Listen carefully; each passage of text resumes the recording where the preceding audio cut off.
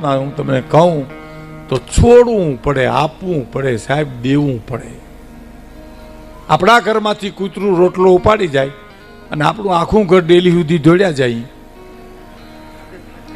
અને આપણા હાથમાં ન આવે, પછી આપણે કંઈક મારા દાડા ભલે ખાઈ જાય, ભલે ખાઈ જાય, ભલે ખાઈ જાય. એ રોટલો દાદાને પૂગે નહીં કોઈ દી, કારણ કે નાખ્યો નથી અને જીવના જોખમે ઢળડી ગયું છે. એને ઉદારતા ન કહેવાય. મોઢામાં દાંત નો 80 વર્ષના બાપા એમ કે દીકરા શેરડી ખાતા જેવડા થયા એટલે આપણે નથી ખાતા. અમને ખબર બાપા તમે હુકામ નથી ખાતા. મોઢામાં એકેય દાંત નથી ત્યાં તમે શેરડી મૂકી નાખ્યા, આખે આખા માદરિયા ગાંઠું હોતા ખાઈ જતા તમે.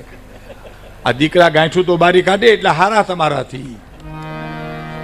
હમણાં મને ગામડાના બાપાએ કીધું, મને કે ભીખુદાનભાઈ શેરડીનો સાઠો છે ને હું જોઉં ને તે મને એમ લાગે કે આપણું જીવન એ શેરડીના સાઠા જેવું છે.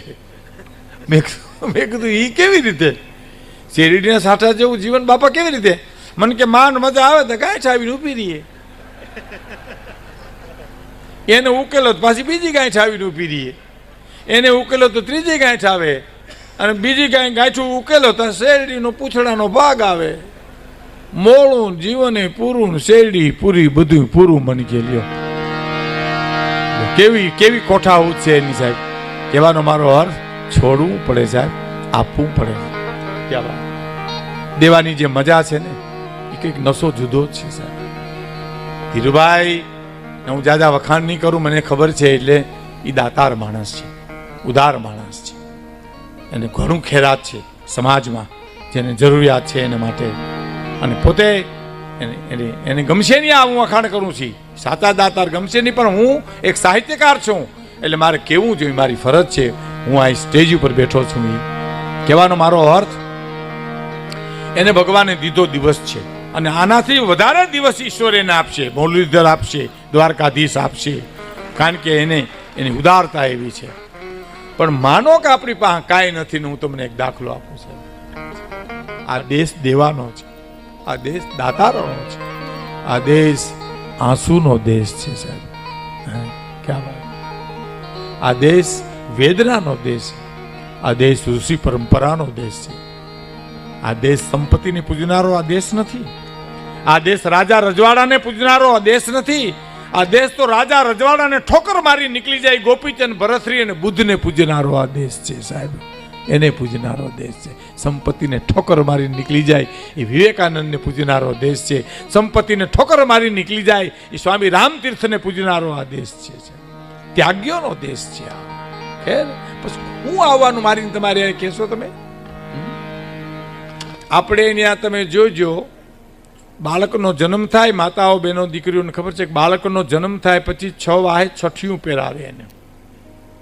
એ મોહાલના ઘરનું હોય, પહેલાં તો એવો રિવાજ હતો, હવે તો ખબર નથી.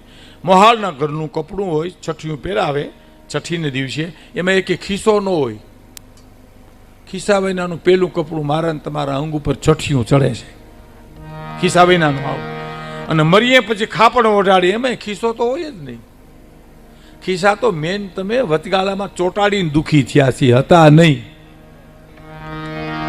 આપણે જન્મ્યા તારે ખિસ્સા વિનાનું કપડું ચડ્યું, મરશું પછી ખાપણમાં ખીચો નહીં હોય, તો આમાં અભિમાન કરવું શેનું? એમ અહંકાર શેનો કરવો?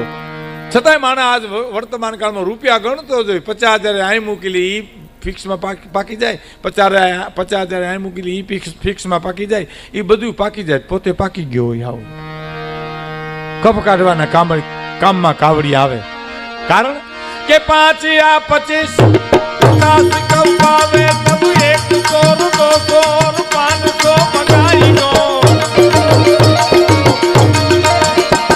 એ 500 1000 10,000 મિલ જાવે, કી બાત મેં જાન તું લગાઈ ગો. લક્ષ કરોડ પાવે તો અરબે ખરબે માગે, ધન દौलत અધિક તે અધિક દિલ लाई ગો.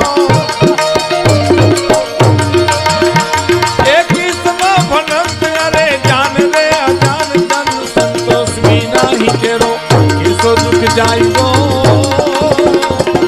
संतोष भी नहीं तेरो, कैसो दुख जाइगो संतोष भी नहीं तेरो. दास कहो पावे तब 100 200 500 में गाई गो 500 1000 10,000 मिल जावे तो लाखन की बात में ध्यान जो लगाई गयो ई माया छे लोभ मने तमने वळगे छे ई जारे छोड़वानी वात आवे त्यारे आनंद आवे एक जीणाम जीणी वात करूं तमने ट्यूबलाइट थाय तो सारूं समजाय तो वधारे सारूं न समजाय तो मने कोई वांधो नथी पण तमारुं मारुं मन एक रट लिए कि मने 100 रुपया मळी जाए तो मजा आवे 100 रुपया मळी जाए तो मजा आवे 100 रुपया मळी जाए तो मजा आवे अने 100 रुपया मळी जाए ई 100 रुपयानी मजा नथी पण मारा ने तमारा मने वात मूकी दीधी ने एनो आनंद छे साहेब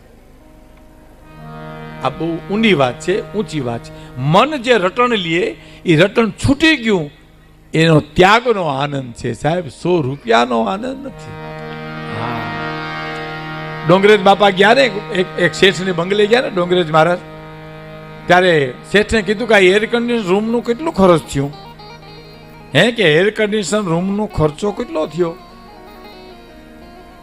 अब ई वखते तो बहु मोंघुं हतुं ने के आमां 1.5-2 लाख रुपयानो खर्चो थयो हे 1.5-2 लाख रुपयानो खर्चो थयो એટલે ડોંગરેજ બાપા કે તમે આ રૂમમાં હુઓ એર કન્ડિશન રૂમમાં એટલે તમારા કાળજામાં ટાઢેક થાય ખરી આ તમારી જ વાત કરું છું બેનો વાતો કરે એ લાગણીશીલ બહુ છે તમે જોજો દારૂ પી પીને માણા મરી ગયો છે તો બાયું ખરખરે જાય એટલે શું કે ખબર આખી જિંદગી બિચારાએ દારૂ પીધો પણ માપમાં હો લે માપ તો કેદીનો મૂકી દીધો તો ખોર્યું તો પછી મૂક્યું जुगार रमी रमीन मरी गयो त्यारे बायु खरखर जाए એટલે હું કે ખબર આખી જિંદગી બિચારા જુગાર રમ્યા પણ નીતિ થી હો લે હારું હારું ગોતીને કે હારું હારું ગોતી રહ્યા હા ફલાણા ભાઈ કે ગુજરી ગયા કે હા અરે કે કેવા સ્વભાવ સારો હતો બોલતા હતા કેવું રૂડું લંગડા હતા પણ હાલતા હતા બહુ હારું લંગડા હતા ને હાલતા હતા હારું આવું જમા પાસું બેનો દીકરીઓ કે હે अरे बहनों ने विनंती करूँ तमे ओછી वातो करो बेन अने हूँ बात करूँ ई तमे सांभळो हूँ ई बात करतो तो त्यागनी वात छे एमां मुख्य पात्र सतीदानंद स्वामी एम कहे छे कि तमारा घरमां अमारे जूनागढ़मां बोल्या था कि तमारा घरमां तमने एम लागतुं होय कि आजनी घड़ी सुधी शांति छे तो आंखों वीचीने तमे कही देजो कि तमारा घरमां कोक स्त्री पात्र सहन करे छे साहेब फरीवार सांभळजो मित्रों आजनी घड़ी सुधी तमने एम लागतुं होय के तमारा घरमां शांति छे तो आंखों वीचीने कही देजो के तमारा घरमां कोक स्त्री पात्र सहन करे का दीकरी का बेन का पत्नी अने का मां शक्तिना 4 रूप छे साहेब पहेलुं स्वरूप छे ए दीकरीनुं छे दीकरी दीकरी छे मारी माताओ बहनों बैठी એટલે ખાસ કહું કે જેથી કરીને એને આનંદ આવે दीकरी छे ई काळजानो कटको छे दीकरी छे ई बापनो मीठो मेरामण छे दीकरी छे ई बापनो वालनो दरियो छे दीकरी दीकरी छे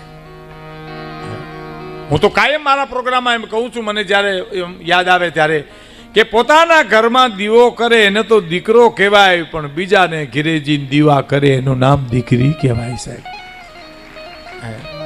दीकरी दीकरी छे कोई कवि ने प्रश्न कर्यो तो कि गंगाजी में नावाथी पाप धोवाई जाए जे माना गंगा स्नान करे नु पाप धोवाई जाए तो गंगा में पाप भेळुं थाय क्या जाए तो कि कोई कुंवारी दीकरी आवीने धूबको मारे नाईने वही जाए એટલે पाप धोवाई जाए गंगाजी के मारू आवी दीकरी छे અને ભગીરથ રાજાએ ગંગાને ધરતી ઉપર ઉતાર્યા તારે મોટે મોટે રસ્તેથી નીકળી ગયા તો પાપ ધોવાઈ ગયા નાની નાની શેરીઓના પાપ રહી ગયા તા કવિ કે તો કોઈ 5-6 વર્ષની દીકરી આમાં હાલી આવતી હોય તો તમને એમ લાગે ગંગાજી શેરીઓના પાપ ધોવા નો નીકળ્યા હોય એવું લાગે છે એના કરતા એક મારા અનુભવની વાત કરું સાહેબ તમને 14-15 વર્ષથી આ છે વાતના આ ભાયાની બગસરા અમારો કાર્યક્રમ હું ન ભૂલતો તો કુકાઓ કે ક્યાંક હતો નોરતા હતા 5મું 6ઠું નોરતું હતું બગસરા બજારમાં અમે ચા પીવા માટે ઊભા મારા અનુભવની મારી નજરે જોઈ લીધી હું વાત તમને કરું છું અમે ચા પીવા ઉભેલા ન્યા ચા કીધી ચા બનાવે એ દરમિયાન એક દીકરી માથે ગરબો લઈને નીકળી 5મે 6ઠે નોરતે માથે ગરબો કાખમાં પોતાના ભાઈને તેડેલો, પોતે 6-7 વર્ષની અને ભાઈ 1.5-2 વર્ષનો સાહેબ. કાખમાં બેહાડી, માથે ગરબો પકડે તો ભાઈ પડી જાય, ભાઈ પકડે તો ગરબો પડી જાય. એવી સ્થિતિમાં એ દીકરી ઉગાડે પગે ધૂળવાળું ફરાક પહેરી નીકળી. એમાં વેપારીએ એટલું કીધું, અમે જે દુકાન ઉભા હતા ને એ વેપારીએ એમ કીધું કે દીકરી તું હાલી શકતી નથી, ભાઈ તેડી શકતી નથી, ગરબો પડી જાય એની બીક છે, તો તારા ભાઈને ઘીરે મૂકીને તું ગરબો ફેરવી આવી જા. આટલું કીધું ને તો ઊભી ગઈ, રોવા માંડી. આંખમાંથી દડ આંસુ મળ્યા પડવા. વેપારીને એમ થયું કે આને ખોટું લાગ્યું લાગે. નીચે ઉતર્યા, માથે હાથ મૂક્યો. બેટા દીકરી કેમ રોવા માંડી? ખોટું લાગ્યું તને કાંઈ? તા તો બહુ રોવા માંડ્યું સાહેબ. આ ભાઈ મારી આંખે જોયું પ્રસંગ તમને કહું છું. વેપારીને બહુ થયું, મેં આને કીધું ન હોત તો સારું હતું. શું કામ રોવા માંડી બેન? અને પછી એને જવાબ દીધો, એ સાંભળજો સાહેબ, કે ભાઈ તમે કીધું ને કે તારા ભાઈને ઘીરે મૂકીને ગરબો ફેરવવા જા, પણ કોની પાસે મૂકવો? મારે માં મરી ગઈ છે, મારો બાપ તો મજૂરીએ ગયો છે, મારા ભાઈને કોની પાસે મૂકવો? કલ્પના કરો મિત્રો, મા બાપ મા વિનાના ભાઈને કાખમાં બેહાડી અને ગરબો ફેરવવા જાય, એ બીજી ખોડિયાર તમે ક્યાં ગોતવા જાઓ સાહેબ? એનાથી બીજી વરવડી ક્યાં ગોતવા જાઓ? એનાથી બીજી મોગલ ક્યાં ગોતવા જાઓ? એનાથી બીજી નાગબાઈ ક્યાં ગોતવા જાઓ સાહેબ? દીકરી એ સ્વરૂપ છે, સમર્પણનું પ્રથમ પગલું છે. એટલે જ મને યાદ આવે છે, એટલે કહું, દીકરી વાલનો દરિયો છે, દીકરી બાપનો મીઠો મહેરામણ છે. તરવારની અણીએ જેનો ખૂણો ભીનો ન થાય એવા મર્દોને મેં દીકરી વિદાય વખતે રોતા ભાળ્યા છે સાહેબ. આંખમાંથી દડ આંસુ પડતા હોય. તરવારની અણીએ જેનો આંખનો ખૂણો ભીનો ન થાય એવાને મેં રોતા ભાળ્યા છે. ક્યારે? દીકરી વિદાય વખતે. 18-19 વર્ષથી માંડી અને 22-25 વર્ષની થાય અને બાપનું ઘર છોડે અને વિદાય થાય ત્યારે ઢોલ વાગતો ન હોય, ઢોલ રોતો હોય. શરણાઈ વાગતી ન હોય, શરણાઈ રોતી હોય, એના શબ્દ ફરી જાય, સૂર ફરી જાય. એટલે કવિને કેવું પડ્યું છે કે ધીરે રે છેડો રે ડોલી ઢોલકા, એક વેલેથી પાન પીખાઈ ગયું, હવે ધીરે રે છેડો રે ઢોલી ઢોલકા. વચ્ચે એક વાત કરી દઉં. એક ભાઈ હતો, એક ભાઈ, એને એક જ દીકરી હતી. એ દીકરી ગુજરી ગઈ, બહુ નાની વયમાં ગુજરી ગઈ. ગુજરી ગયા પછી એની આંખમાં આંસુ સુકાય જ નહીં, આંખમાં આંસુ પડ્યા જ કરે. ઘણે સમજાય કે ભાઈ આ તો મરણ હરણ છે, આટલી આયુષ હોય તો માણસ ક્યાં અમરપટો લઈને આવ્યું છે? તો તમારી વાત બધી સાચી, પણ મને મારી આંખોના આંસુ નથી રોકાતા, હું શું કરું? રોયા જ કરે સાહેબ. સાંભળજો, એમાં એકવાર એને નીંદર આવી ને, એમાં સ્વપ્નું આવ્યું. નીંદરમાં સ્વર્ગ દેખાણું, સપનામાં સ્વર્ગ જોયું. 7 દીકરી ઊભી હતી, એક ધારી 7 દીકરી ઊભી હતી, એમાં પોતાની દીકરી ઊભી હતી 7મી. 6 દીકરીઓની હાથની મીણબત્તી હલકતી હતી અને પોતાની દીકરીની મીણબત્તી ઓલાઈ ગઈ. સપનામાં હળી કાઢી, બેટા તારી મીણબત્તી કેમ ઓલાઈ ગઈ? સ્વર્ગના માનવીઓ નથી સળગાવી દેતા? કે સળગાવી દે છે બાપુજી, પર તમારા આહુડા ઓલવી નાખે છે.